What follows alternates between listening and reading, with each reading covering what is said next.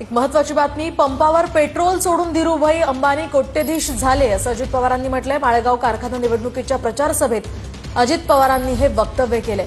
तर अजित पवारांचं वक्तव्य सोशल मीडियावर व्हायरल होत आहे। अजित पवार पेट्रोल सोडून असं म्हणालेत, मात्र सोशल मीडियावर चोरून असं वक्तव्य व्हायरल होत आहे।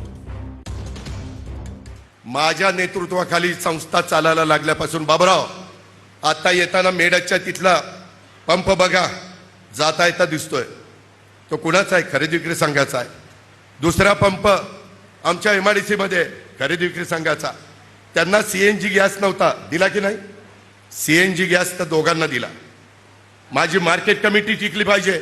मार्केट कमिटीचे तर किती पंप काढले, तिकडं सुप्याला काढला, तिकडं मेडदला काढला, तिकडं उंडवडीला काढला। मला सहकार टिकवायचा नसतं तर मी पंप काढले असते का? काही का होईना माझी गोरगरिबांची मुलं लागली ना तिथे कामाला। पंपावर मुलं लागणं हे मला कमी पडायचं आहे।